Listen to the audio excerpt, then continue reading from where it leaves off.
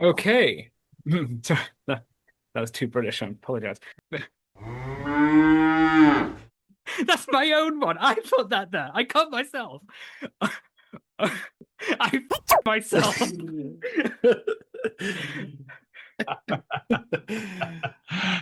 That's mine. I laid that mine and I stepped on it. I'm starting that again. I'm sorry.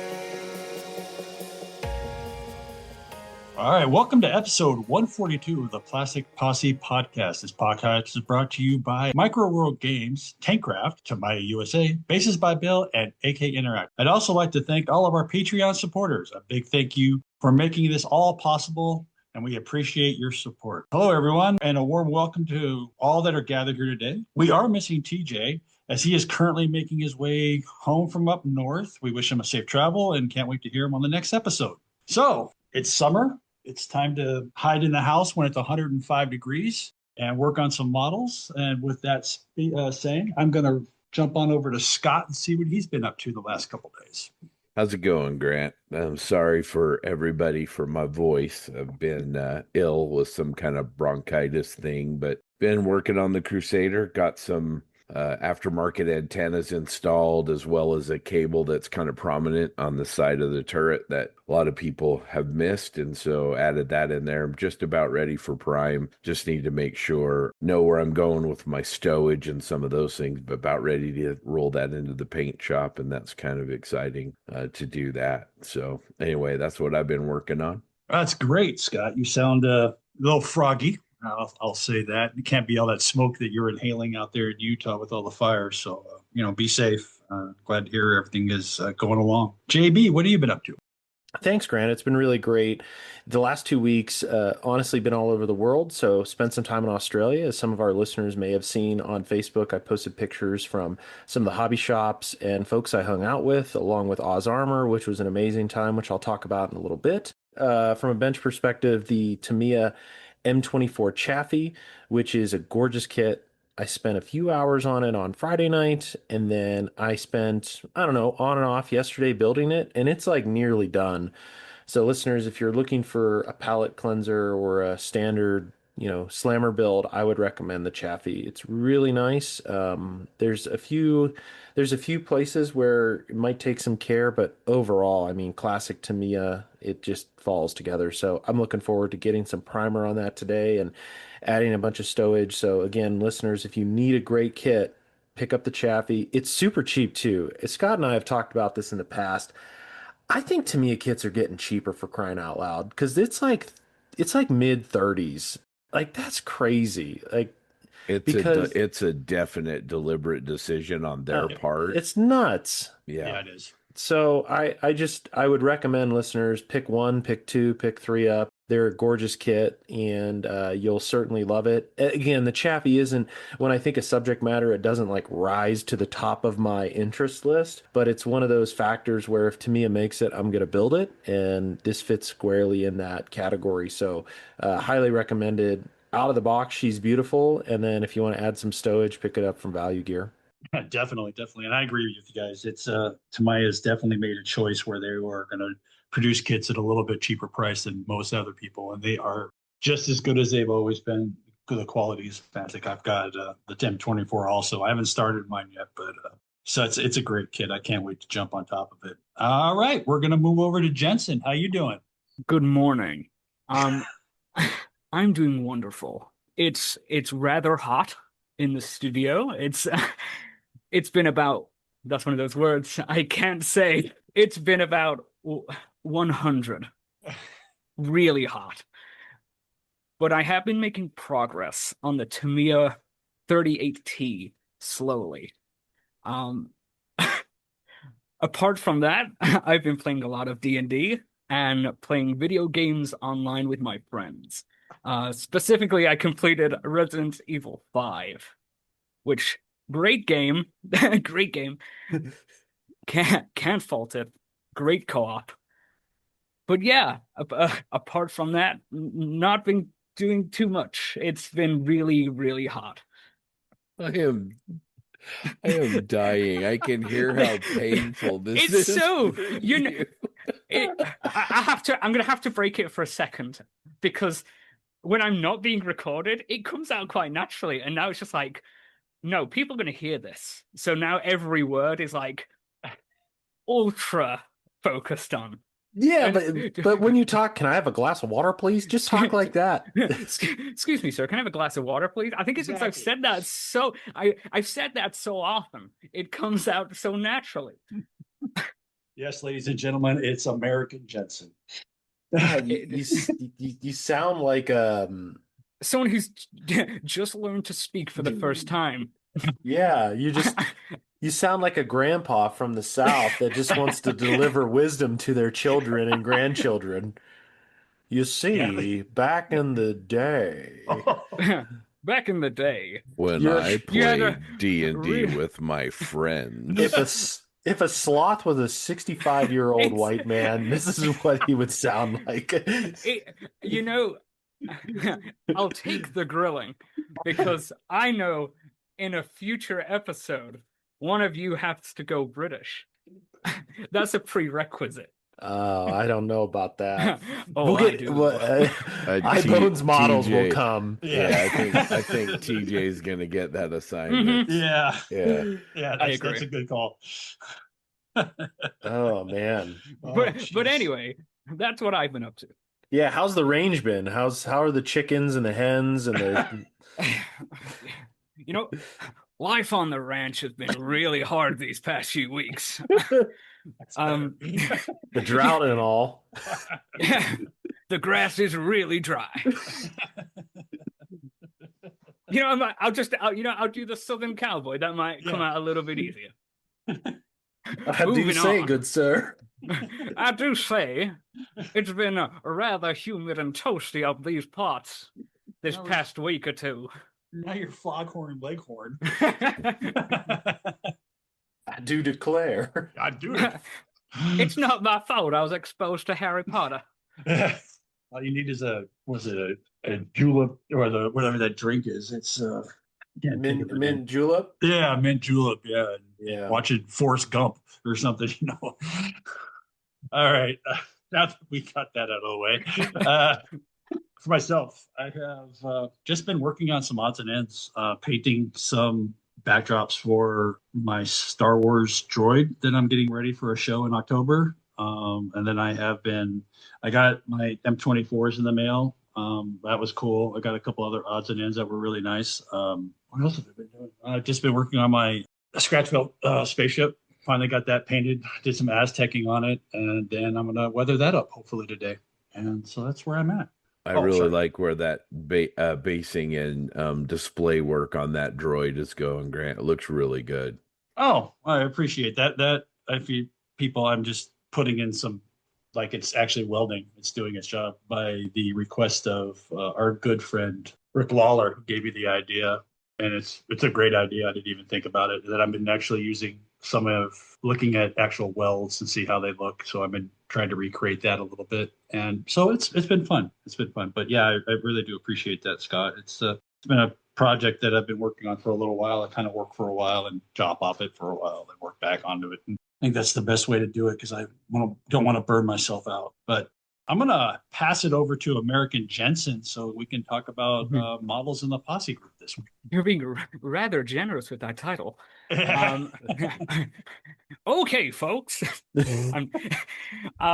So now we're going to head over to the Plastic Posse page and look at models that caught our eye throughout the week.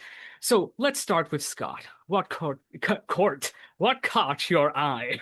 Thanks, partner. Well, what caught my eye was a post from, I think, a relatively new member of the posse, Michael Wolf. And he's put together some like kind of junkyard items, Eastern, kind of Russian, Eastern European looking thing. He's got a Russian truck box from an old ICM kit with hazard and caution stripes painted on the roof and a kind of a faded white stripe over a really nice bluish gray color. And then he has some gears that it looks like he harvested from a weed whacker and turned those kind of into great big industrial looking geared items. And then some large metal triangle like construction equipment looking thing. And everything's really nicely chipped and weathered and aged like it's been in a junkyard. It just looks really, really great. So, Michael, good job. Really caught my eye. Really like what you're doing. Can't wait to see the scene you have planned for it. It's looking like it's really headed in an awesome direction. Yeah, it's really nice. I love the rust work on those. The patina is super realistic. Scott, I think you nailed it. Now that I'm looking at those gears, that's definitely from a weed whacker. You can see where the locking like the insets are for the thread. Where you Um, feed the line. Yeah. yeah, Yeah. yeah, and like those, I think those from a patina perspective look the best to me. Like that, whatever he used for that rust wash has just settled in so nicely around around the details, and then also on the open spots, just the way it's kind of settled. It just looks really nice, oxidized, and the chipping on those whatever those yellow wedges are, those look sweet. So yeah, overall, I'm impressed with that work. It's just really nice. Which leads me to mine, which I'm gonna pick Rowdy Flugzeug Works HE111 Dio. It's fantastic. He's out of the Netherlands. Absolutely stunning work as always. Specializes in crashed aircraft. This is no exception. This is the Border Models 135th scale Heinkel, which is really nice. North Africa scheme, and I believe that's also a Border Models ME109 tail section in the diorama.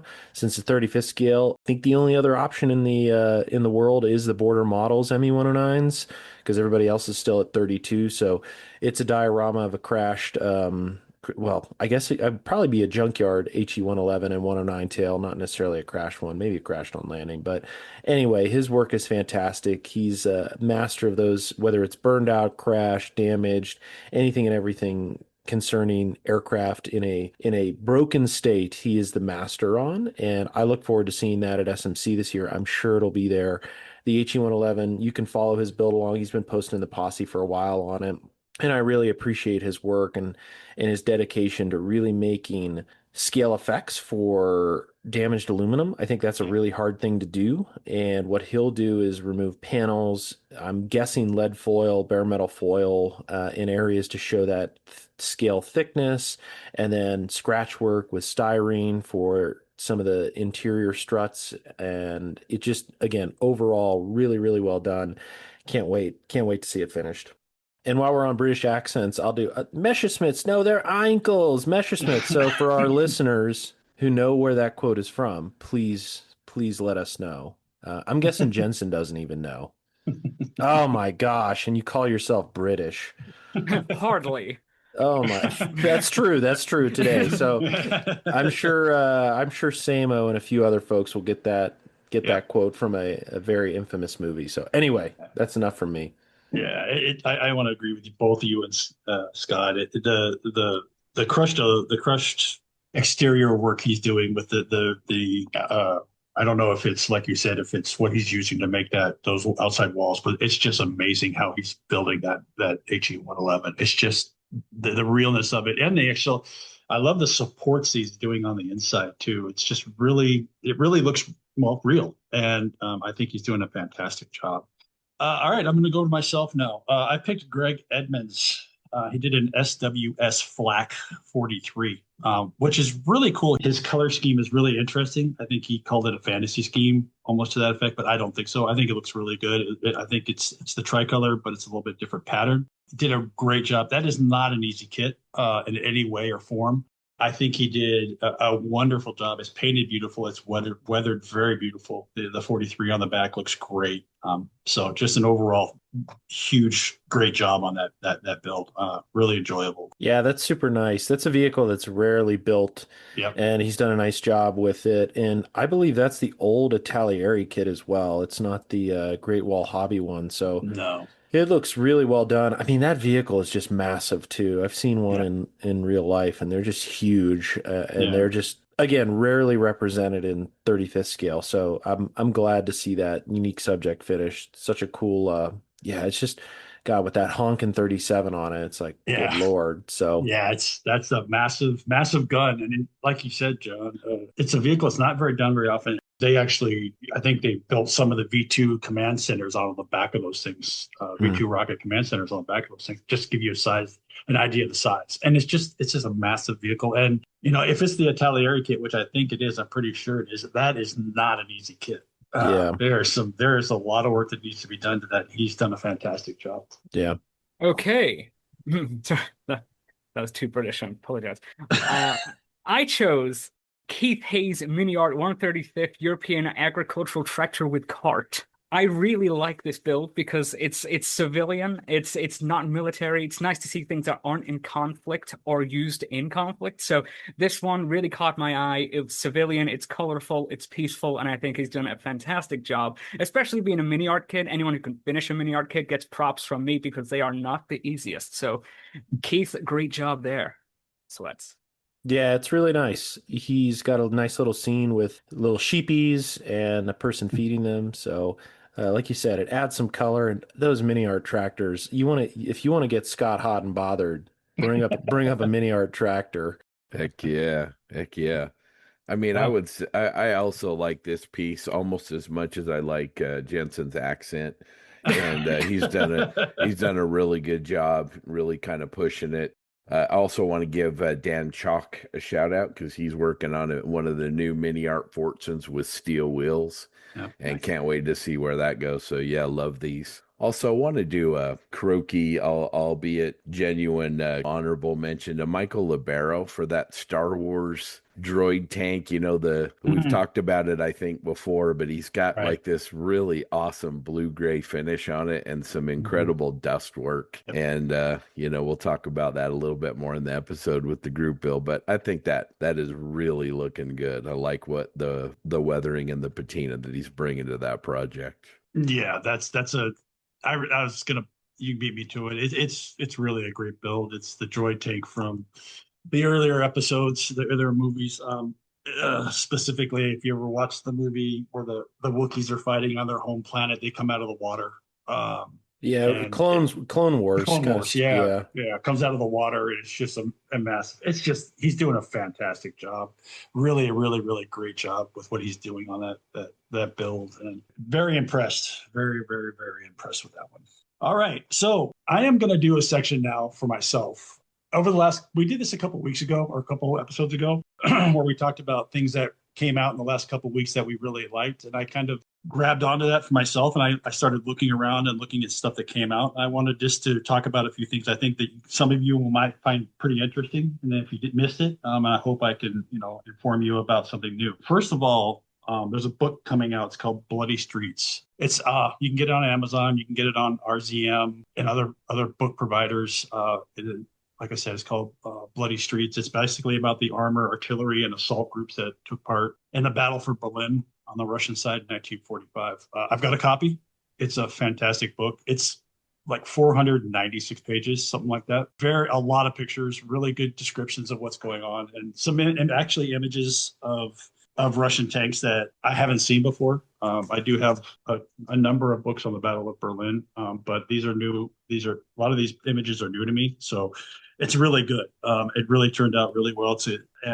I definitely, if you want to take a look at it, it's a great book. You should probably find it if you find interesting in anything with Russian armor. There's not much German armor, of course, because most of it was blown sky high. But the Russian armor in there is really good. A lot of really, really good images of JS2s that are in the book, which is great because RZM just released their JS2, so that's in the market now. So it'd be a good reference material for that. Of course, we talked about the M24 JV's got one building right now. That's out.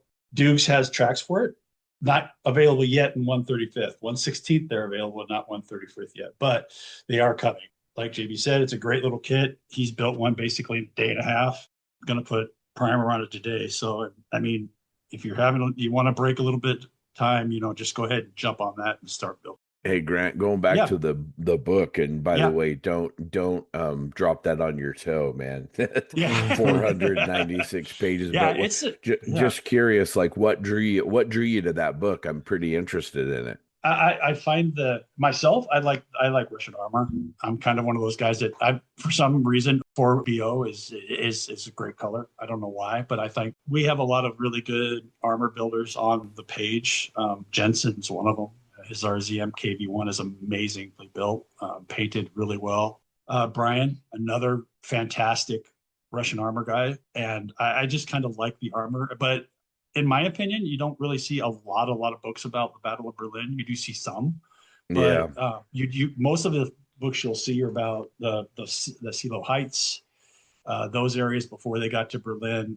But you don't see much on the actual battle itself. Which is a shame because Yeah. I mean if you really research that, I know I've seen pictures of everything from, you mentioned the IS-2, but I mean FT-17s fought in that Yep. battle. Yep. A lot of Su-76s, Yep. which is a lesser known Russian subject, fought in Yep. that battle too. So pretty Yep. fascinating as far as like really throwing the kitchen sink at that battle from the Russian perspective. Well, yeah, and also the German perspective. They also put, that's the Panther bunkers where the Panthers were basically buried into the streets. Their turrets above ground. You said the FT-17s were out there. That there was Mark Fives. The Germans had a captured Mark V from World War I that they actually used outside the Reichstag, which and it's just all the DOS work. There's a model of the DOS work, the tractor that has the Panzerfaust, or not Panzerfaust, Panzerschreck tubes on the top. It's got 4 different tubes. So it was a battle where they just kind of threw everything but the kitchen sink, and I'm sure they actually threw the kitchen sink out the window too. But it's one of those interesting battles. Urban battles kind of interest me because of the way everything changes in a combat scenario. Because urban fighting is completely and utterly different than fighting anywhere else.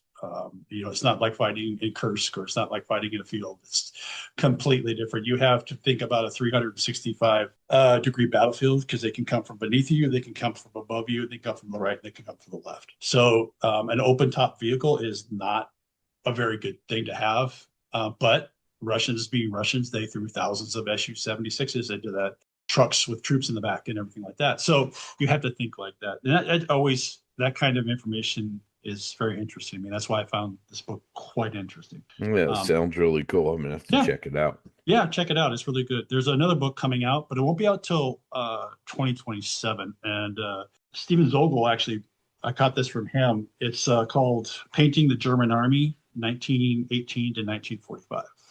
And it's basically going to go over the different color schemes and how they painted the vehicles of the German army, starting in 1918 all the way through 1945.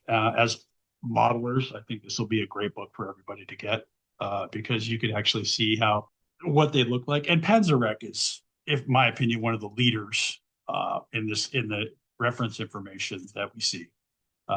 Panzerwreck has done some amazing books in the past. I think all of us have some of their books on our shelves, if not everybody. And the work they do is phenomenal. And I don't expect anything less from them for their 2027 book. And the last one I want to talk about really, really quick is I want to talk about Luke Graff, the producer. He produced Luke Graff is the 3D printer that made the Duck in 1/32 scale, the amphibious aircraft. We saw some of their stuff at SMC last year. It was amazing 3D printing quality back then, and that was a year ago. I can't imagine what they look like now, but I mean the quality of what they do is amazing. But they announced they're going to do a Blackburn Shark Mark II, the wheeled version, and a float version, which is it's a British triplane, basically tri-wing, or not tri-wing, dual wing, and it really looks really interesting. The reason I put this on there for me is because I just like the print quality of what he's done in the past, and I can't imagine what it's going to look like now. And it's an aircraft that I don't think I've ever seen before. I mean, it's British and it's quite interesting, which is surprising for British aircraft. That's a stab at you, Jensen. And but yeah, I think that's going to be a really, really big seller for them. I know two people that have the Duck, and they've really enjoyed it. So, my hat's off to him and for a new project. So that's all I'm going to talk about. If you guys have anything else in the Posse Facebook page that you think is new and you want to talk to people about, please post in there. So keep everybody informed of what's coming out. We all miss stuff. And I think this is a good idea to help people make sure they don't miss something that they really want to see in the future.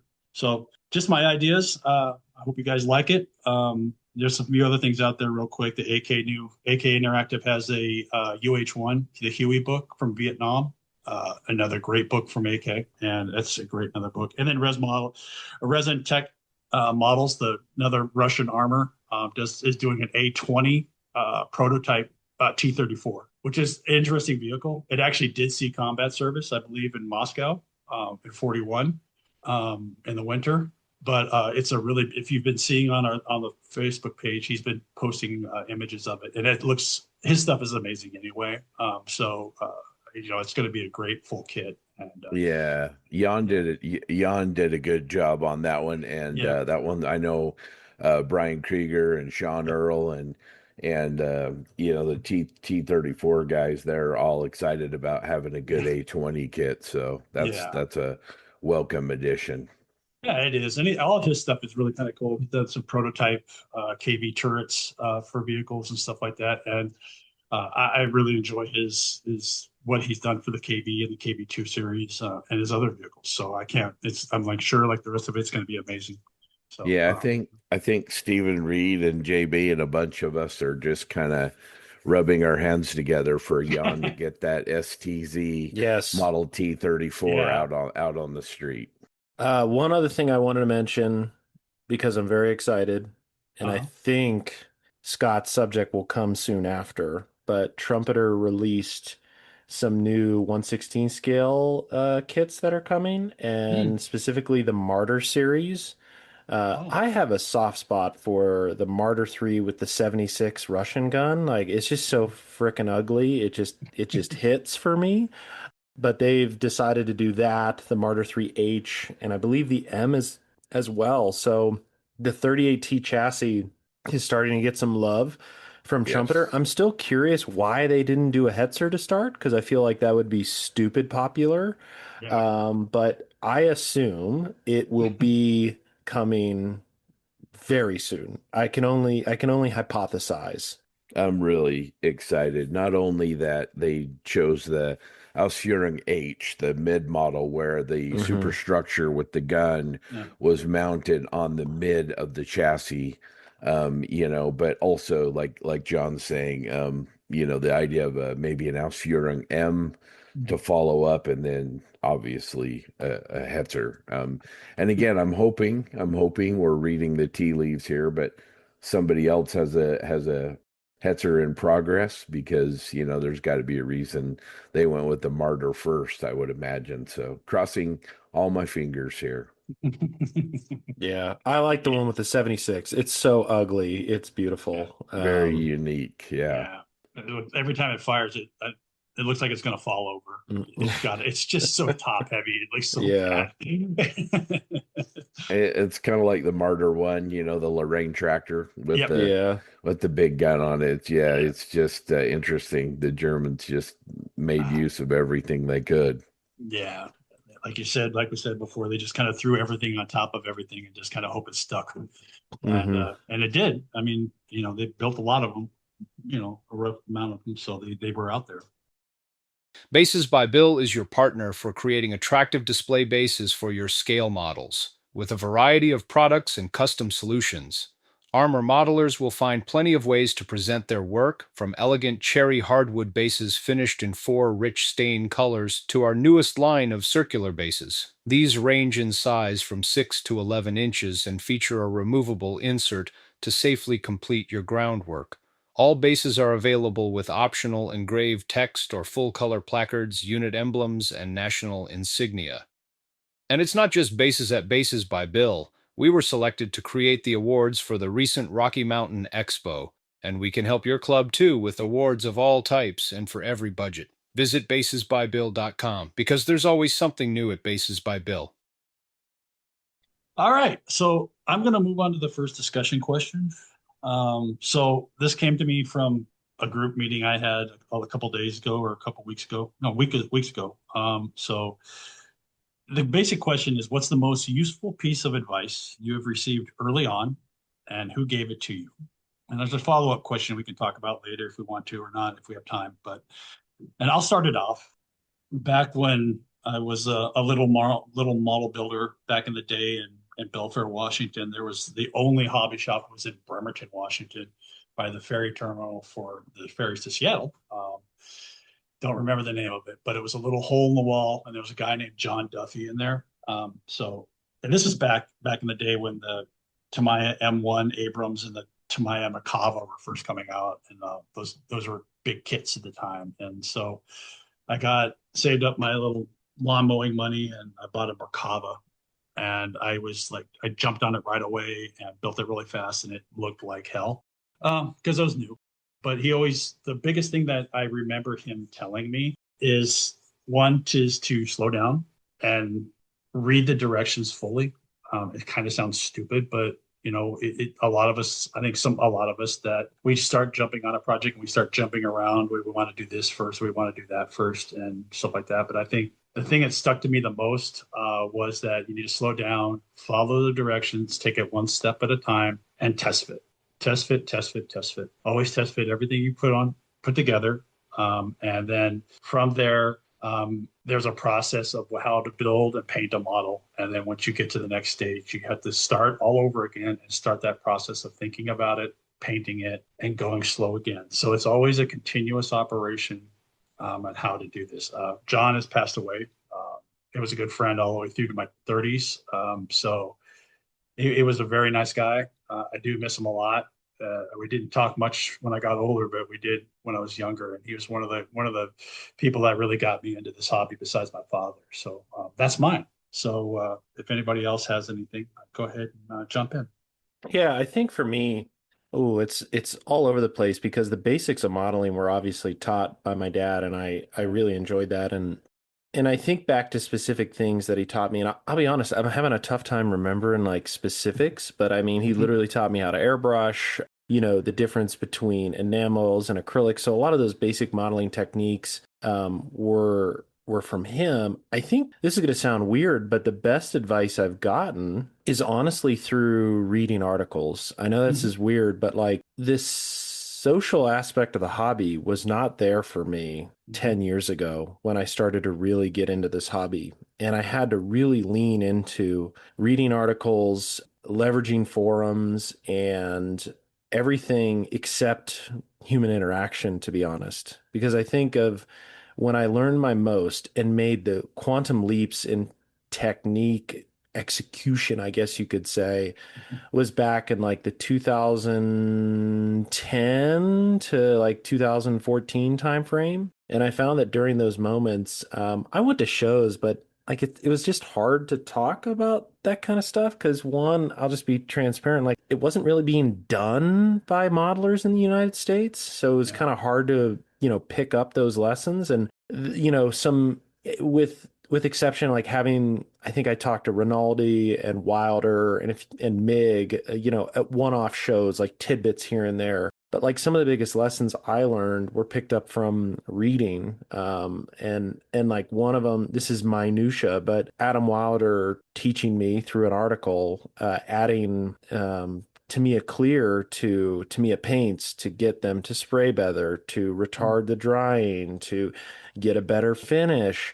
That is one that sticks out to me to this day as one of the most impactful things that I implemented because I was having this chalkiness with the paint. I think somebody recommended, I might have messaged him directly or something, but I read it and I was like, oh man, that's pretty awesome. And then as I think about advice, like I remember there's a section on missing links. It's still there to this day. It's like 20 years old, maybe even Yeah. more, maybe 25. It's called Rarities. It was a Mhm. list of articles written by Mig back again around, Y2K era. And again, though, it isn't explicitly advice because it's just hard to get advice in a very isolated hobby. So I found my best advice coming passively through just reading and picking up and connecting the dots between the struggles I had to what was being used to correct those things. And then also just absorbing like, whoa, I like how they're doing that. How are they doing it? So that's been nice. One other thing I'll mention, and I feel really bad because I don't remember who mentioned this to me, around putting drops of blue in red brown to make it more chocolatey. Like even something simple like a color theory like that was Mhm. super impactful. So I'm kind of going all over the place because I can't nail down like the moment where, but there's like moments throughout my modeling journey that have just Mhm. been like all adding up and it's both passive through reading and conversation with folks. It even goes to this day, always learning. Yeah, I'm the same way with as you talked about. I thought of one that I read on Missing Links page is I was having when I was painting, airbrushing, I was getting the white shadow basically on stuff where I was getting some kind of like a ghosting mist color on it. And someone said, just put some Tamaya glue in your airbrush and airbrush over where it did, and it takes it right out. It takes that white gunk or whatever it is right off of your model, and it looks great. So, I completely understand that. I wish I knew to this day who told me that, and I cannot remember to save my life. But that's just one of those things you learn by reading. That it's changed you forever, or it changes everything, the processes for a long, long time. How about you, Scott? I think I'm really gonna kind of fall in the vein of what Grant and John have talked about. I had a couple of people early on. John mentioned kind of that lack of human advice as much as, getting advice online. And I had two people, Jeff Ornt and Doug Smith, who Mm. used to be on our pod. And, Jeff really taught me about builds and research. When we were hanging out, we were writing letters to Grumman and getting manufacturers' photos of Hellcats and Tomcats and using those early on before the internet was really kind of in full swing. And then Doug really taught me. I'd never had a halfway decent airbrush and really didn't know how to use it very well. And he had an Iwata and one of those silent air compressors and was just really influential into my building. I wasn't quite as fortunate as John, didn't get to meet a MiG or any of those guys, but I did have those guys locally. And then the other person I want to shout out is the Shep Payne. He wrote the book, and that really changed the way that I looked at building.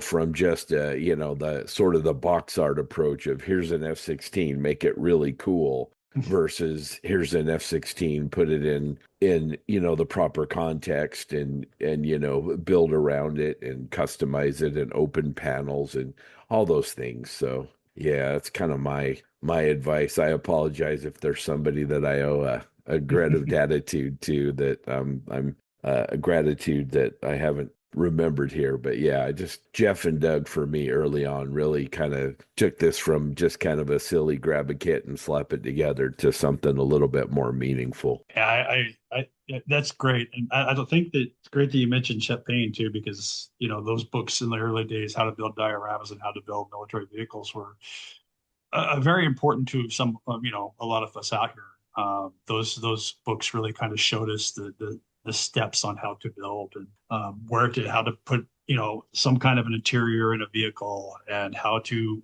make a diorama, how to lay out a diorama, all that were very, very influential for everybody out there. I mean, I think and I don't want to take away from anybody else.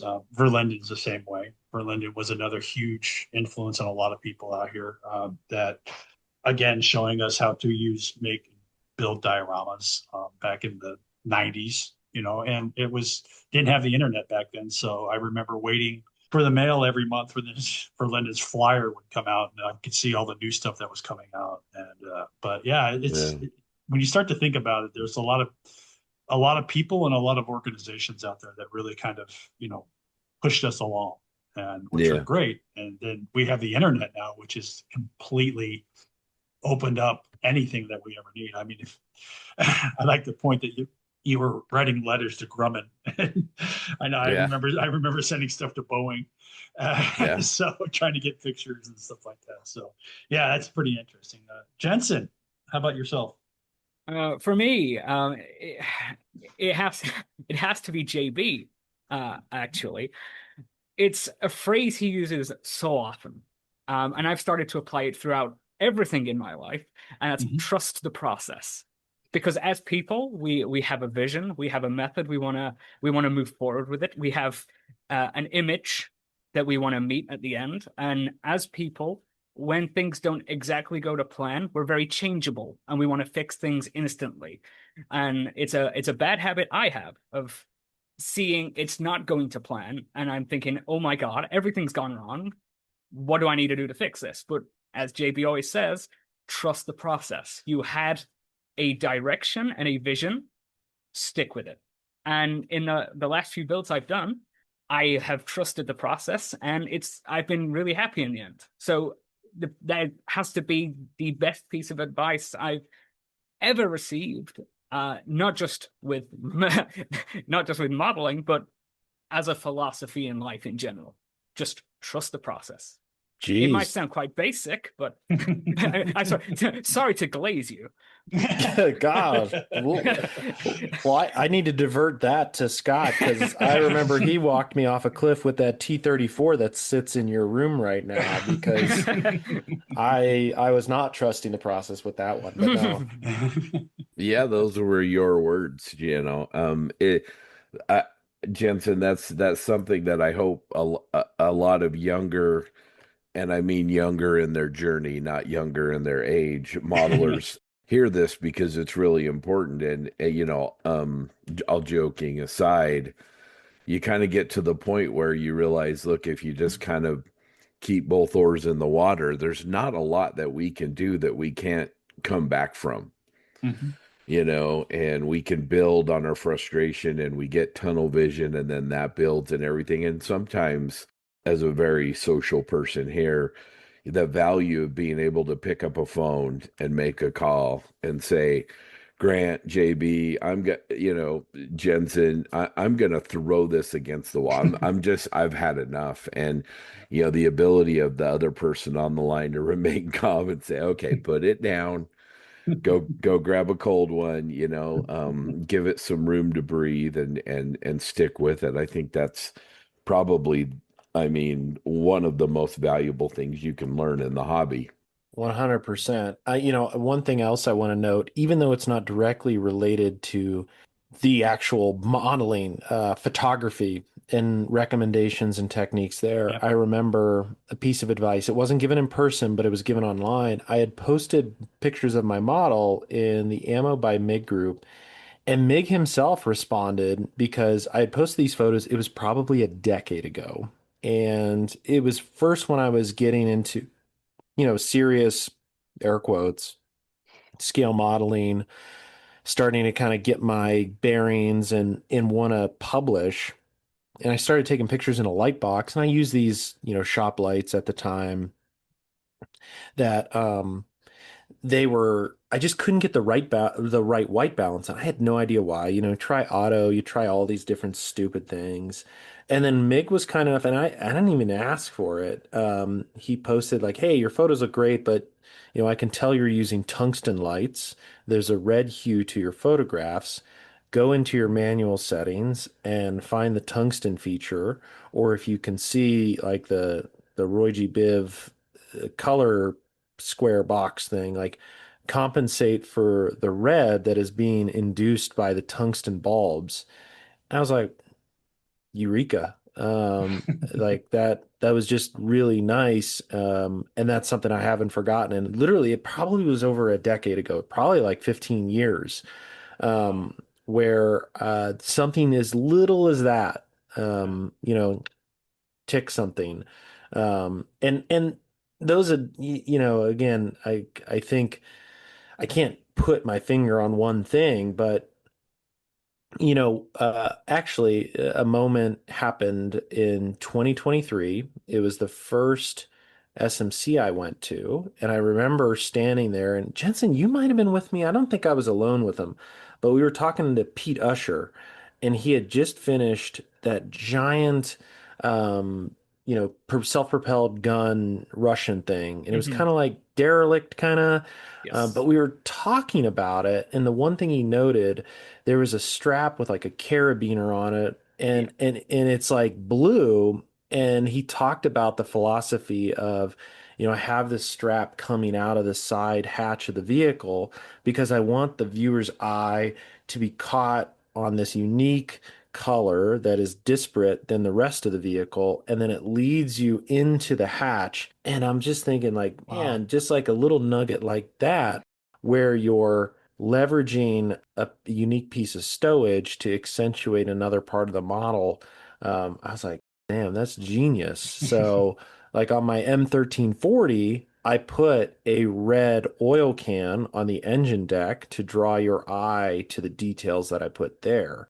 So just again, little things like that. Piece of advice, and what I like is, and maybe I don't know if y'all agree, I think that the advice pieces, honestly, they really click when it's more of a conversation and you're talking, and not necessarily about your model in general, but just modeling, and you're picking up techniques or ways of doing things and then implement it. Not necessarily like you did this wrong on your model or you need to do this. It's more like this is how I do it, and they're sharing their wisdom. And I think that's much more impactful and much more valuable, I've found as well, where that's where the eureka moments come in too, where you're talking to Kev Smith about his 251 half track, and he mentions how he made the spuds in the box in the back, and you're like, I would have never thought of that. Or you talk to John Murphy discussing the baseball bat and Hmm. balls and glove on the Easy 8. Little things like that, those stick with me a lot longer than something directly at my model, but Right. trying to pick up almost like lessons learned from all the greats that you admire. Yeah, I want to bring up Peter Usher again. He built the diorama of the gap. Watch the gap between the two trains. And when we talked to him on the episode where we interviewed him, we talked about that, and he talked about a shadow underneath the guy in the middle. Didn't really notice it, but when I saw the actual diorama last year at SMC when I was in his class, if you look at the diorama closely, the guy that got shot and used in between the two trains, there's a shadow, and just that dark shadow draws you right to that center point where he wants you to look, and then it draws you into the figure, and then when you see the figure, you see him reaching to the right, and it draws you to the guys on the right, and if you look to the left, you can see the guys trying to reach out for him. So it's like a reaching from left or right, things like that. You're talking like you talked about earlier, JB and Jensen and Scott, Yeah, are I things think that really draws you into something like that. And it's just, I mean, when he talks about it, he's like, oh yeah, I did this because of this, this, and this, and you're like, oh my god, I never would have thought of that. And it's just things like that just kind of stick with me too. yeah, I think the value of not just a technique or a color, Hmm. but the perspective of why. I know when we had Spencer on and we were talking about how there are parts of his dioramas where he doesn't paint at all, or Hmm. he'll leave them black in the background, and the reason why he does that. Or I want to give, a shout out to, Mike Rinaldi. When I was working on my Slave One, I got it to a point where I was pretty proud of myself, feeling, my chest was sticking out a little bit and everything. And I sent it to him, and he took the time to really look at the pictures, and then said, "Hey, can we jump on a call?" And then, talked with me about, this is good and everything, but you need to do more. And it wasn't, you need to put this color here and you need to put your brush this way instead of that way. It was, look, you're headed down the road, but this is why you need to do more, and this is what I mean by that. This is what I'm seeing, but you're capable of more. Push yourself, and this is why. And I Hmm. think that hopefully all of us that are a little bit further down this road have a little bit of this, gray hair in some of our cases. Not yet, not Jensen yet. He's still he hasn't earned his yet, but the ability to take somebody aside when they do ask for help and listen to what they're asking, and then really, just spend a few minutes, like, John mentioned Mig, helping him with a setting on a photograph, and something like that. You might think it's no big deal, but it might change somebody's perspective completely. There's been a couple of moments, I'll be honest, been a couple of moments in my own modeling. John mentioned, I think, or somebody mentioned, I think it was John, mentioned, putting gloss in the Tamiya flat paints. I had a kind of a similar moment when I discovered thinning Tamiya acrylics with lacquer paint. And I mean, I was at the point in the hobby where it was like, okay, I'm going to do one more model. And if I can't get this airbrush paint to be any better than it is, I'm going to sell it all. I'm going to go buy a bag of golf clubs and do something else. And, I found a tip that really, was a game changer for me. So anyway, if you do have that opportunity, please help people along the way. But yeah, those are some of the moments for me that were really, really influential.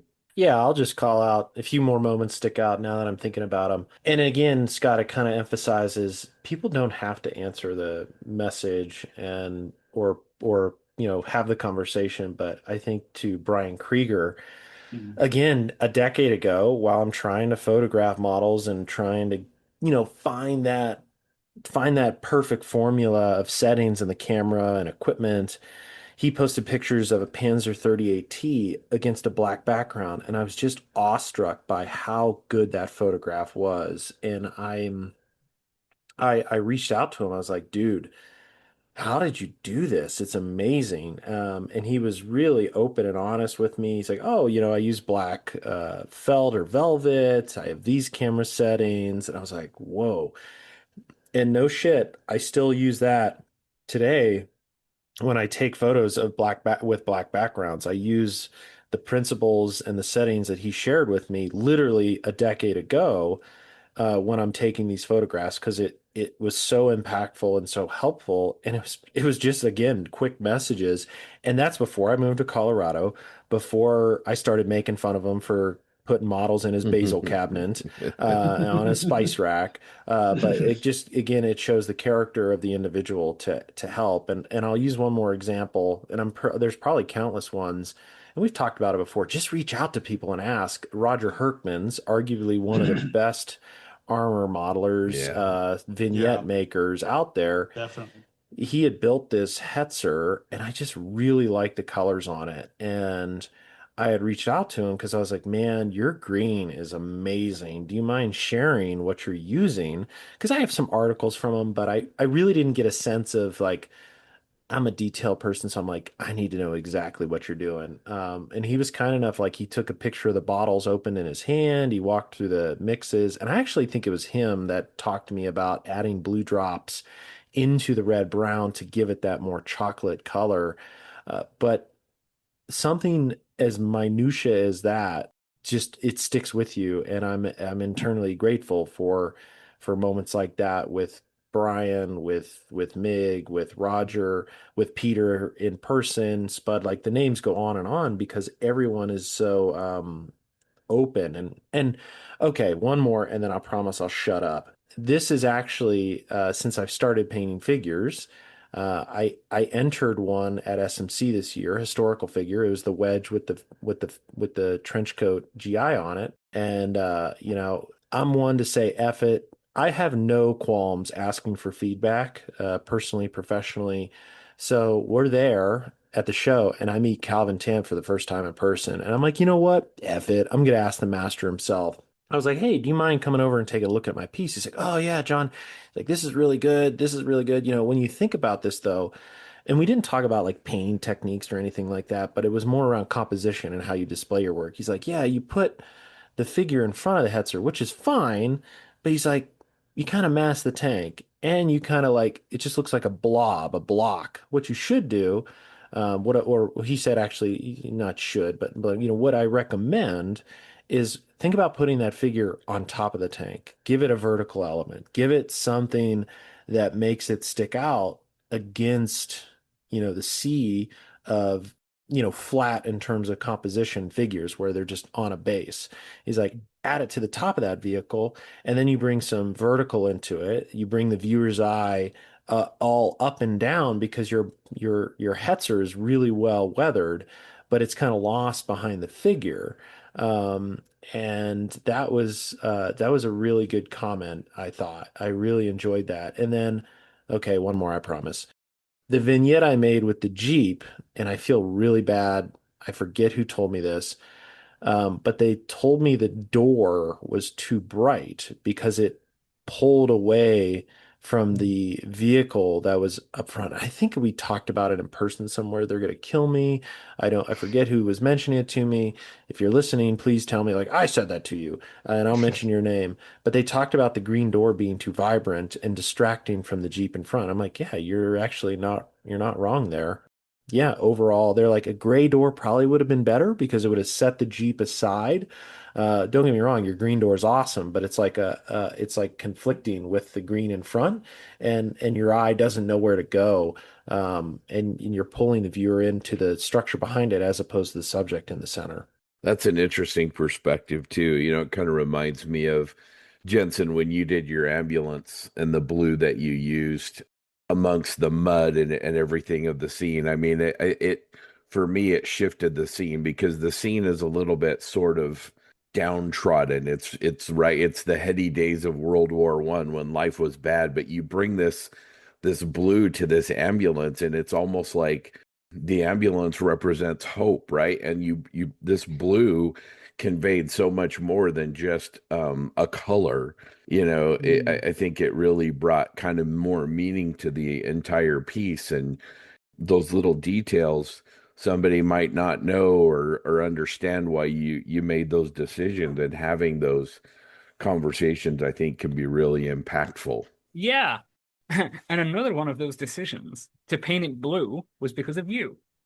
Yeah, I'm going to break the accent for a minute because this is kind of a good point. I can't focus on two things at once. Yeah, in the instruction sheet, you've got it in like a very World War One style olivey greeny brown color or blue. And like you say, with that scene being so beige and dark and dull in tone, to add a dark brown / green ambulance to it, it would have been completely lost. It would have been a very generic scene. So you were just like, hey, if you're going to paint one of these colors, I think blue's the option. Best decision ever. Was it an accurate blue? No, I think I actually used like MRP's intermediate blue for like aircraft 1942. It's such a striking blue color. And yeah, you're right. I think it really added a lot to the scene. But yeah, another piece of great advice there from yourself. A great recommendation, if I must say. So, Grant, maybe it's not the Yep. most useful piece of advice, but maybe a correlation of a lot of different contributions by a lot of different people that we each have received, Hmm. in our own modeling, and hopefully are paying it forward with other modelers around us. Yeah, I definitely agree. There's two more I would like to mention, then I'll shut up also. Alex Clark, phenomenal 1/72nd scale scratch builder, phenomenal builder, period. Was able to talk to him last year. And I asked him a question about, building 1/72nd scale scratch building. And he walked me through the process of how he does it and what he does and how he does it. I mean, this is a guy that can lose parts in his fingernail. That's how small these parts are. And his talk, it was amazing to me. It was very eye opening seeing what he does, and just the idea and the concepts that he shared and how he does things is amazing for me. And I really do appreciate that very much. He didn't have to do that. He could have just said, "This is why I do it," and walked away. But he didn't. He was, a great guy, as we all know. He's one of the great guys out there. And Lincoln Wright. I go back to Lincoln every time. Back in 2004, I found his blog somehow when I was stationed in Iraq. And he was doing machining Krieger back then, wave kits and Nito kits back then. and I just kind of fell in love with him. And I actually, I said, I was like, John, I said, what the heck? I'm just going to write this guy. And that has blossomed into a friendship that I've had ever since then. We talk, we talk a lot. We online, and guy lives in Australia, and I don't, I've never met him in person, but I've watched his daughter grow up, and his wife is phenomenal. They're friends with my wife, so and the things that he's told me and showed me with just building, not just sci-fi, but just building, period, have been fantastic. The ideas of edge highlighting before I knew what edge highlighting was, how to use liquid glue better, how to squeeze it together, put two coats on, and squeeze it together, and melt the plastic in, and then shave it down so you don't have to use filler. And odd things like that, and painting with lacquers. Oh, geez, the guy's amazing with painting with just about anything. So, those are, the information I've gathered from him over the years has been amazing, and has led me down this road of where I'm at, somewhat today. And I wish I could do better. But he's doing, him and all the other people that we've all mentioned that, you know, shared this event. So I want to pass this out to the group, or not the group, but everybody online. Who or what ideas have you learned in the past that have changed your model? Who has given to you? If you don't remember, then don't worry about it. Just talk about it. Just hear about what changes you guys have seen, and how you do stuff, and why you do stuff. It's up to you guys now. I got one more to add though, because I want to thank a lot of people, because they've when I think of most recent ones too, I think to RockCon last year, had the opportunity to have I took Ken Childress's class with the rust bucket, literally a bucket excavator, and I learned a lot there. I really appreciated that from a rust tone perspective, from colors and blending and chipping with hairspray. Like, again, I learned a lot from from that session, which actually then influenced the van that I built, Rockets Ride. So those principles that I picked up during his class, I implemented right away. So I just wanted to thank him too. And then I'll also say, maybe a future topic, we can talk about the bad advice we've been given. Yeah, so that'll be a future topic. Yeah, that'll be a future topic. All right, I'm gonna pass it over to Scott to talk about the Star Wars group build. Yeah, thanks, Grant. Well, the Star Wars group build is ongoing, I should say, and some great contributions online in the group. We're good through October 1st, so everybody, you still have plenty of time to pick up a Bandai kit, or pick up, any kind of Star Wars kit you want, scratch build, a 3D print, anything you want. I know TJ's been working on his hammerhead, and now he started on a headhunter as well. And there's some incredible X-wings on there yesterday and today. So some really, really good work. I mentioned earlier the droid tank that was on there. That was really cool. So please keep posting. Use the hashtag SWB. SWGB. Those letters are hard. And post that for the group. So really appreciate it. TJ kind of mentioned earlier that we are bantering about, and we're going to probably award a prize or some prizes. So something to think about. Make sure you use those hashtags so that when we decide to award those, we can go back and find your piece. So keep participating in the Star Wars group build. We're having a good time. It's a good activity to do here in the middle of the summer, and share it with the group. Appreciate it, Scott. JB, I'm going to pass it over to you. All right. Thanks, Grant. I just want to talk about a few things. I'll come back to Australia, but up first, on YouTube, Squidmar Miniatures, they dropped a miniature master series, and I actually really like it. I think it's great. It reminds me of, the Will Arnett Lego competition, Master Chef meets scale modeling, and I just want to give a highlight to them. Listeners, if you haven't watched it, I highly recommend it. My wife even enjoyed it. It's really it's the best the hobby has to offer, and it's really cool to see someone like Squidmar taking a leap, trying to build and bring, mainstream entertainment, show themes and formats to scale modeling. And I really enjoyed the first episode. They had 8 hours to paint a figure, or build and paint a figure, I should say. And the results were stunning. And if anything, it motivates me like, man, if they can do that in 8 hours, I feel like I kind of want to give this a go. So I'm not sure if you gents have had a chance to watch it. I'd love to hear your feedback as well. But I was just really impressed with the production value, the quality of miniatures that are being promoted and painted, I should say, and overall just getting some cool new entertainment for the hobby. Yeah, it was really good. I watched it yesterday. I'd actually been sent the link by Joan Biediger earlier in the week. She's like, check this out. And I really liked it. It kind of reminds me of, was it Forged in Fire, the one where Yeah, they do yeah. the it will blade? kill. Yeah, Doug yeah, Marcaida. yeah, that was really good. But I think they did a good job bringing in people from all over the globe that have kind Hmm. of different perspectives. And it was interesting to see people that are legitimate mini painting masters get really uncomfortable and Hmm. get out of their comfort zone. Hmm. Notice Squidmar was watching, kind of walking around with the judges and kind of interacting with people, and a couple times they would be like, you might want to kind of get a move on because you're not going to make it. Yeah. And having these people look up and at the clock and go, oh.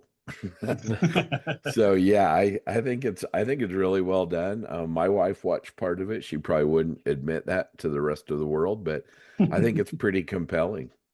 Yeah. Definitely. I like the interaction. Um, like people said before, it's like world-class modelers put on a time clock and they're just, have to produce when a lot of them are not used to that kind of schedule. And they usually have months to do stuff.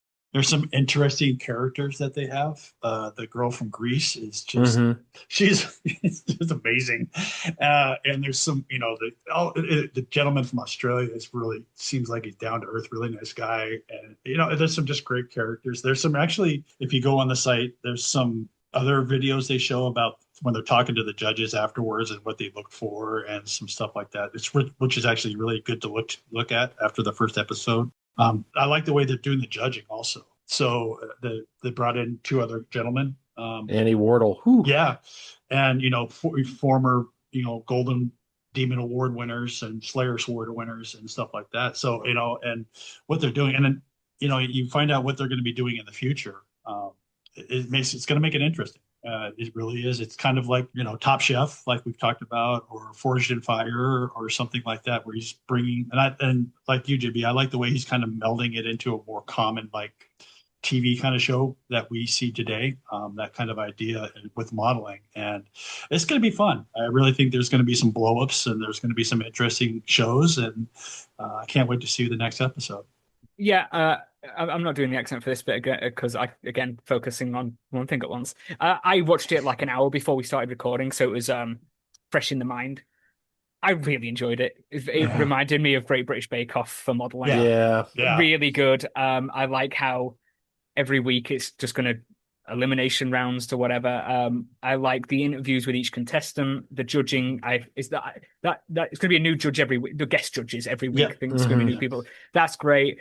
Production value really matters when I watch things like that. And it's like I say, it's the closest thing we've got to like mainstream media scale modeling TV show, and I think it's very well done. And I'll be fully honest, I don't watch a lot of Squidmar's recent stuff because I found his thumbnails and titles to be quite clickbaity. But this Hmm. series, I was like, okay, this I would pay to watch this content. This is very, very good. Yeah, it's funny you mention that. I find his Squidmar's channel to be honestly very clickbaity and kind of like Mhm. the whole Temu scam, is it a scam thing? And Yeah. I'm like, what? His channel has evolved from what I really liked it for, which was the build videos and the challenges. So what I've found myself doing is going to Squidly Bits, which Bits, yeah. is the technique channel for scale for his, Yeah. miniature and scale modeling, I guess you could say. where I find that is much more at the heart of why I wanted to follow Squidmar in the first place. And his Yep. latest videos, with exception of Miniature Masters, has been much more on the entertainment side. So you can see how his Hmm. channel has evolved. And to be Mhm. fair, like that gets the views. I mean, that some of the Yeah, most, clicked videos are top 10, Yeah. best things for beginning modelers. I mean, you can even see it on scale modeling channels, like those Yeah. type and who am I to say, hey, if that's what the market wants, give it to it because that's your, yeah, we are a niche in all of we're a niche within a niche, so we're a very small viewer base, but I find Squiddly Bits to be much better than the Squidmart channel these days. So Yeah. um, it's actually really damn good. Yeah. I definitely agree. I really like the channel Bits channel a lot better than like the normal channel. They seem to be. I mean, we were lucky enough, John, to see one of his builds at Yeah, Vegas. the Manta. The Tau, yeah, the Manta, the huge Manta diorama. Yeah. So I went back and watched that one, the build on that one, the four or Hmm. five part build on that one. And but like you said though, I really like the bits because it's more of the building, it's more of the Hmm. ideas. And the other channel has some decent stuff. They when they talk about shows they go to and shows some stuff like that. I like that. But I like you, I'm just 90% in the Squilly Bits channel myself. They do need to keep caffeine away from that French guy. Oh my Oh gosh. my God. He needs to just settle down and take a deep breath. Yeah. Well, he Yeah. worked for Holy those guys. cow. He He did. worked He for was their them. editor. Yeah, for like Yeah. 3 years. Yeah, he Yeah. worked for them for 3 years. And He I enjoyed those channels. Sorry, Scott. I enjoyed the Squidmar channel when they taught him how to paint. Oh yeah, Maxime, yeah, he yeah, needs to like dial it back. Scott's like yeah, he's a little rabbit. He just needs to like chill a little. yeah. he's like a constant, like even when he went up and picked up his miniature to paint, it was just like, okay, you're at an 11 right now. I need you to be at like a 3. Yes. You need to just Yes. somebody's gonna get hurt here. Yes.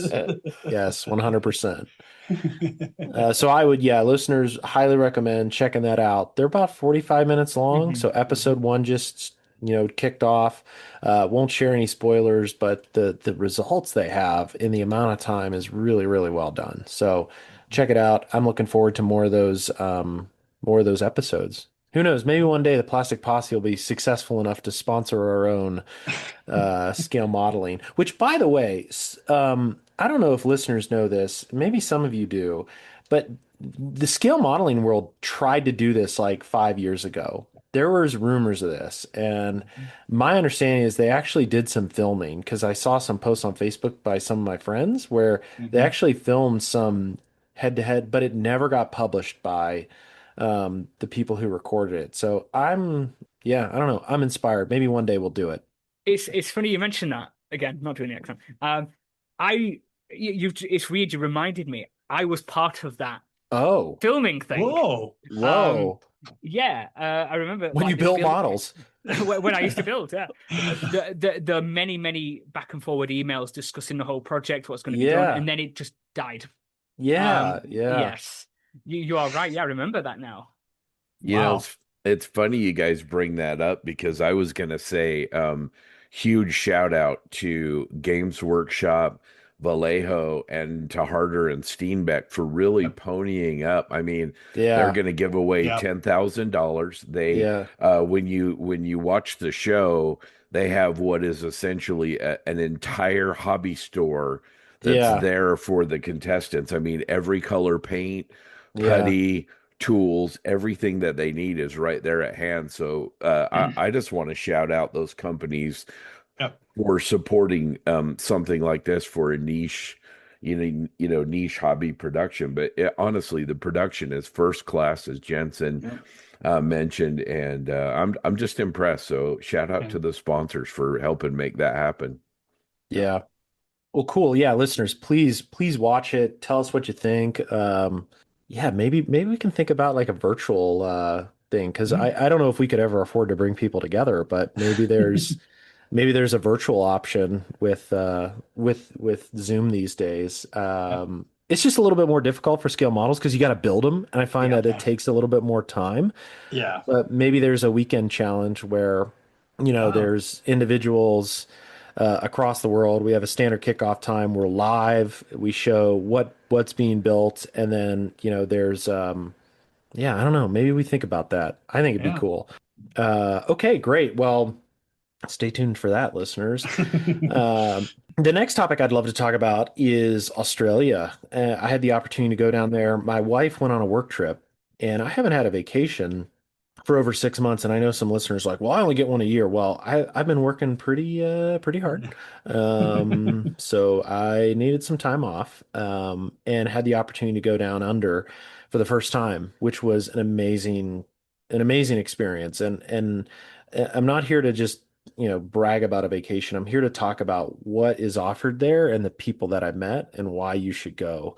I had the an amazing opportunity to connect with Gav Cross. So Gavin and I, we met up in Newcastle. I took the train out of Sydney, and it was probably about a 3 hour journey to get up to him, and had an amazing day. We went to Frontline Hobbies. They're a store in Newcastle. I recorded all day there. So one of my tasks within the next week or so is to get that content packaged and on YouTube. I can't thank their hospitality enough and Gav for setting it up. Had an opportunity to meet the owner, Colin, his son, Dan, who runs the distribution side. Went to both of their stores and their warehouse for distribution, which is a separate entity. And it was just an amazing experience. The Australians are an amazing people, salt of the earth. Gav took off work for the day, took me to these hobby shops. Frontline, I posted pictures already online, so you'll see that on the Plastic Posse page. But I recorded a lot of video from work, working with the owner there, talking about what's offered in the store, the lineage of the store, and then also meeting with his son Dan, who runs the distribution side, which I thought was really interesting too. And we'll get to that. But the store itself is in Newcastle. It's huge. It's probably, for our listeners thinking of Colpar, probably 3 times, 4 times the size of it. And there's a ton of scale modeling there, and the consumables, the staff, RC, everything. And to be honest, RC is so big, they actually pulled it out of that store and made their own RC shop there as well. So I recorded there too. And thanks to Gav for taking a lot of B-reel, but just an amazing experience. Then we went to lunch afterwards. I think one of the things that stuck out to me is when we went to the distribution area, and you always hear people like, oh, the hobby's dying, yada, yada, yada. When you show up to a warehouse and it's like floor to ceiling of boxes of kits, like I think I told Gav as soon as I walked there, he's like, how you feeling? I'm like, I just feel happy being here. Like I just feel so happy for the hobby to see a place like this because it means it's healthy. I mean, they can't keep things in stock. There's trailers showing up all the time. Like there's literally stacks of tack-on boxes, thousands of kits there.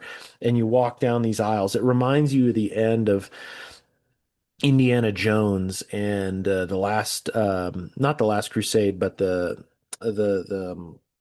Raiders, where, or no, it is Last Crusade. I'm sorry, it is Last Crusade, where they put the Ark in the box and they go into that warehouse. Like no lie, that's what it was there, but just with kits, and it was like a healthy kits. I mean, I posted pictures. It's freaking nuts. So that was an amazing experience learning about the hobby in Australia. It was great talking to Colin and learning what's popular, what's most popular from the hobby shop perspective. So that was a great day in Newcastle. And then we went to Fighter Town as well, which is a small museum at one of the RAF bases there, and saw some fighter jets. It's a smaller museum, but it was super nice. And then we observed a wedge-tail landing, which was cool. 737 with this giant sensor array on the top of it. I'd never seen one before. So that was an amazing experience. And then I'll also share from a hobby shop perspective, the Sydney hobby shop. It's Hobbyco, which is in downtown Sydney. It's in a beautiful building. Honestly reminds me of like Selfridges or Harrods in the UK. It's got Coach, it's got all the premium brands, not Coach, I should say. It's got, the premium brands for consumer shopping, retail goods, and there's a hobby shop upstairs, and it's fully stocked and big into Gundam as well. And each time I went there, it was super popular, which was great. And then the post I made got an amazing amount of traction online. I mean, kind of crazy exposure in terms of shares. But yeah, I mean, Sydney was amazing. The hobby shops in Newcastle were amazing. Frontline, overall, an amazing time there. And I'll take a moment to also then talk about had the opportunity to go up to Cannes. So my wife was there for work. One of the days I went and saw Gab up in Newcastle. The other work day she had, I took a flight up to Cannes. And for our listeners, I left the hotel at 4 in the morning, hopped on the 6 a.m. flight out of Sydney, landed in Cannes about 9:30, hopped in an Uber. And then when I got there, the guy's like, "So, what brings you up here, mate?" I'm like, "Oh, I'm going to the Tank Museum for the day." He's like, "I've never met somebody that flew all the way here just for a tank museum because the Great Barrier Reef is right there and the rainforest and all these different tourist attractions." And usually people go up there for days, and I just went up for the day to see the museum. But the museum, like you're driving there and you see like, don't go swimming in the saltwater crocodiles. I'm like, that's pretty cool. And then the Uber driver's like, yeah, I've lived here, 55 years and I've never seen a saltwater croc. I'm like, okay, cool. He's like, but don't take a chance. I'm like, gathered. But went to the museum, and even before I got there, I reached out to them and asked, is there an opportunity to see the workshop? And it was funny, the marketing person there, I'm sure, was like, "Hey, dude, can't show you around, but Kurt from Workshop Wednesday was kind enough to let me see some of the restoration area. They had the KV-1S and then the WESP that was being built currently there. But going back to the museum itself, I was honest with Kurt. I was like, this is probably the best German armor collection I've seen. It's crazy. I think they have 5 Mark IVs, Stug 4, multiple Stug 3s, Tiger, Panther, Jagd Panther. Um, they're a Tiger 2 might be in the future there. Like they have an unbelievable wealth of vehicles. From a SDKF said 251 perspective, I think they have 5 of them, one of which is a pack wagon. They have an RSO with a 75. They have a 250. They have three 250s. They have Mm. 2 news, one of which is the Stummel. The other is just a standard, wagon. Those need to be restored. Cosmetically, they're great. There's no internals to them, so they need a drivetrain and everything, but the externals are great. They have a Hummel there. They Mm. have a Panzer IV L70 that drives. Again, just an amazing fleet of Wehrmacht vehicles, and then even early war stuff. So what stood out to me was there's a Panzer IV, I believe it's an LSD. It used to be at the Land Warfare Hall at Duxford, and it disappeared though, like 2 or 3 years ago when I was there. And I'm like, where the hell did this go? And then I'm walking around, I'm like, I know I've seen this vehicle before. And then you read the data plate there, and it's from Duxford. But if you go around this place, it opens at 9:30 or 9 in the morning, closes at 4:30. I was there at 10, and they had to kick. I was literally the last person that walked out at 4:30. But it's an amazing collection. So it's not only the Wehrmacht vehicles, but they have a wealth of Commonwealth vehicles too, because Australia, they had a bunch of Grants, Matildas, and Stuarts.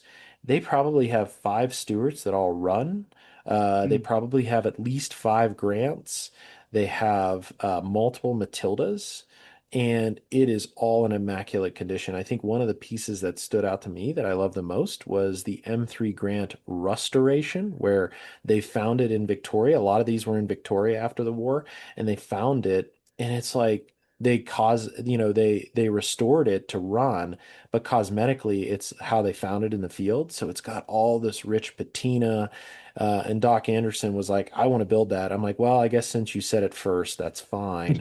And so I decided to take honestly 100 photos of every angle of it for him, because each piece of that vehicle has a unique feature, whether it's the original OD that's faded, rust patina, interior, some spot painting, random graffiti marks on it. It's just unbelievable. So that was, essentially there's a Wehrmachtal, then there's a long building that's half of it is kind of Commonwealth World War II stuff. Even some Wehrmacht is spilled over into there. And then on the left side, it's their modern equipment, which is extensive. And if you look at their data plates, some of the collection is from Jacques Littlefield, like Mm. the 2S big gun there, that's Czech. That's from Jacques' collection. And there was actually a Churchill that was made into a giant ARV. That's from Jacques. So I had no idea this museum, I think, had been around for over 10 years. I want to say 14 years, but it's just recently gotten a lot of attention, I think, from the YouTube channel. But it's an exquisite collection that's all open, and you can go walk around and take as many pictures as you want. And I recorded a lot too. So I think I took over 1,000 photos and over 100 videos. So, listeners, you will see a video from there. It's not going to be a lot of commentary, just a walk around the facility and show you what's there because it's exquisite. And then when I was there too, what was cool is they were test driving around an M3 Stewart, which was a lot of fun to see. And yeah, that was just, yeah, listeners, amazing experience. Man, some of the videos and photos you sent, it appeared like you had the run of the place. I mean, there were times I'm wondering if you were like the only person in that museum. Yeah, there was a morning rush, I guess you could say, and then there was an afternoon rush, but like in the lull there around lunchtime, like I was the only one there. I think that's when I FaceTimed you, Scott. I'm like, I gotta share this with you. I'm like, I gotta call somebody. So I FaceTimed Scott and walked him around the place, and it was just unbelievable. And they're so nice there. And like I said, it's a long day from Sydney because I had a 7 o'clock flight back, and I got back to my hotel room like just near midnight. So it was a full day, but it was one that was very, very rich and very good. I could have spent 2 days easily there. It was just absolutely fantastic. Yeah, I want to go back. You said the RSO 75. Is that the one with the mounted on the back of it, or is it Yeah, just the yeah. coat? Yeah, Oh so wow, no, it's one that's it's got the armored front cab and then the right. 75 mounted on the back. I think that they're going to restore it because right now it's got some diamond plate on there that isn't accurate and a few other things. So I'm not sure where they got this one from, but I Hmm. suspect like most of their vehicles look good cosmetically, but what their goal is to make essentially all of them as accurate as possible and Right. runners. So I'm sure that'll go into the queue at some point. Their Hmm. next is a Stug 3. I believe it's an Alst C that they will Oh. do. There was an Alst A there, which I think is the only one left in the world, and it had the markings like the Tamiya one, which has the 23 on it. Mm. That's the only one in the world, and they had it. And then the Stug 4 they had was freaking amazing too, and it was a runner, but just an amazing collection. And they have a racetrack around back that you can get rides and stuff, so it's incredible. Wow. I want to go back to the hobby show or hobby shop. I love the pictures of you from them of you walking through there. It's It's like what? wild, Yeah, it's wild. like what was the caption? Something like this is what happens when you let John Bonani loose in Oh man, a I should have rented a 747 freighter and brought all it back. yeah, it looks like you had a great time. I mean, it's such, and then you met some great people. I mean, Yeah, some fantastic modelers and some, some great business people and everything like that. That's wonderful, man. That's such cool. It's so cool. You got So to spend some time with our buddy Clayton yeah. Ockerby as well, right? yeah. I wanted to mention that. So, one of the days before we left in Sydney, Clayton lives about an hour north. So, we met him about halfway, and him and his wife were so kind. They drove us around. We saw a bunch of beaches. The weather wasn't fantastic that day, but that didn't matter. It was cool driving around, seeing the neighborhood, seeing where around where he works, and the community that they live in. And then we went to a really nice lunch right on the water at one of kind of like the inlets there. Super, super nice. The food was fantastic. The drinks were amazing. And it was really nice that, it was me, him, his wife, and my wife. Just an overall great experience. And I'm extremely grateful for Clayton to spend a day with us, while we were in Sydney. It was great. He's a super good dude. And we talked a lot of modeling and it was great. Yeah, also, I saw you also got to hang out with a bunch of kangaroos. That should have been a Oh lot of yeah. fun. Yeah, petting red pandas, kangaroos. It was just great. Going back to Clayton real quick, I think again that that just exemplifies how good this hobby is and how good the people are in this hobby. And same with Gav. I mean, I've I met Gav once in person here just this past summer. I saw Clayton once before briefly at SMC, and we spend the whole day together. And there's no lulls in conversation. Like it's endless. And it's like you've known this person for so long, you just kind of hit it off, and then you just go all day. And then by the end of the day, you're like, holy cow, where'd all that time go? I can't say the same for the first time I met Jensen. I think he was passed out on the train and didn't give two shits about talking to us Americans. But no, jokes aside, it just further shows how great this hobby is and how great these folks are to take time out of their day. Gav even took off work. He worked really hard to get me into Frontline and work with them and get some videos taken there. So just extremely grateful for them showing the best hospitality and what Australia has to offer. I mean, Australians are awesome folk, and they're no exception. Don't forget about those drop bars. Oh yeah, damn it, Sam. I'll never live that down. That's a core memory. I even know where in part of the road coming from Canyon City we talked about it. That was a great moment. I remember that as clear as day as well. I think I was so tired and focused on the road. I'm like, I believe it because I'm driving. Sorry, Scott, you'll have to edit those out. But yeah. Oh man. Anyway, enough out of me. Yeah. Oh, that's great. That's great. I need the American Jensen for a minute. So, how painful was it? Speaking American. I mean, to answer your question, very. But Well, I have a little bit more in the tank still. Well, the one thing you still have to do is you've got to take the deputy marshal section at the end of the episode that TJ normally does in your American. I think that's the way you gotta end the episode. So that purple block is that's a toughie. Anyway, if you could turn the microphone over to British Jensen, what time is it in beautiful Preston, UK right now? Well, the time is 1846 or 6:45. Speaking of time, I've learned a great many things over the years. One of them is this: life is simply too short for dull apparel that lacks a certain gravitas. That's why the Plastic Posse podcast merchandise collection has my attention. Stickers with personality, coffee cups worthy of your favorite brew, pillows made for your head after modeling your masterpiece, cozy hoodies, classic t-shirts, and of course, world-famous lounge trousers. Trust me, some opportunities are best seized before they disappear. Visit the Plastic Posse podcast store today. You'll be very glad that you did. Well, we appreciate that. That is amazing, and that's going to be it for 142. It was a great time. I want to thank our sponsors again: Micro World Games, Tankcraft, Tamaya USA, Bases by Bill, and AK Interactive, and all of our Patreon supporters.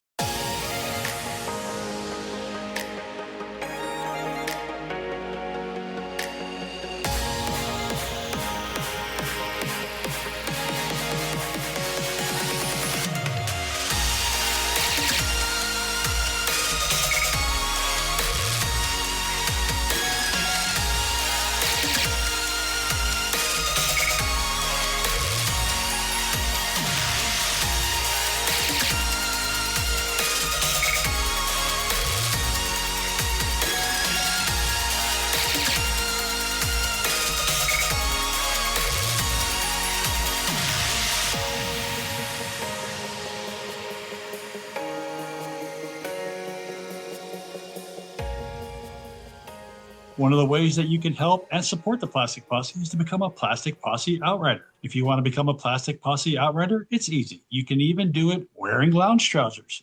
Just go to Patreon page at www.patreon.com/Plastic Posse Podcast and set up a recurring donation. These contributions help offset the cost of bringing you the posse. There are 3 different tiers of support, starting with $1 a month. There are some great benefits to being an Outrider, like early access to the podcast, premium access to the host, and a chance to appear on the podcast, and exclusive PPP content at social events and model shows. Let's recognize our amazing deputy marshals. These loyal contributors support the posse. I'm starting that again, I'm sorry. These loyal contributors support what the posse does, and we genuinely appreciate each of you.